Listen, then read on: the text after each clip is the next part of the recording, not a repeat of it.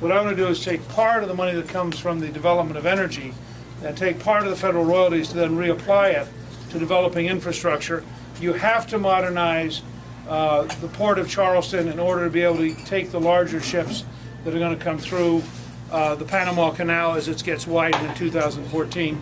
We should modernize the Georgetown port, which is a much smaller project. We should also make sure that we can build the interstate that we need to get to Myrtle Beach. There are a number of practical projects. If you are going to compete with China, you have to have a 21st century infrastructure. And that then leads to export jobs. And frankly, we want to rebuild our manufacturing base as a country, because you can't be the arsenal of democracy if you don't have an arsenal. So you will see us be very aggressive in moving that direction. You will also see us be very aggressive in shrinking the size of the federal government, returning powers back to the states through the 10th Amendment. I just told the press corps out here in terms of the lawsuit involving the South Carolina immigration law that one of the first steps I'll take as president on the very day I get inaugurated is to, in fact, drop all the lawsuits against the various states. The job of the federal government is to do its job, not to sue the states when they fill the vacuum created by the federal government.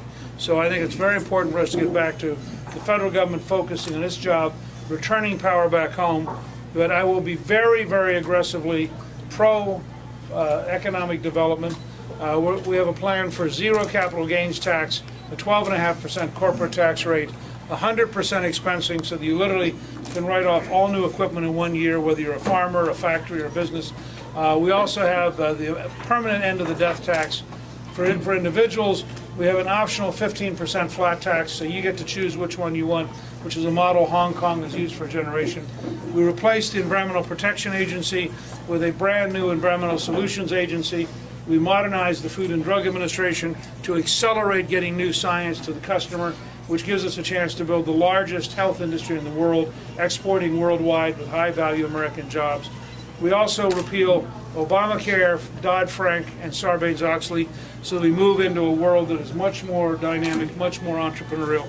And with your help, we'll get that done. I don't have to, remind any of you, the primary here is a big deal. You have successfully helped nominate every candidate since 1980.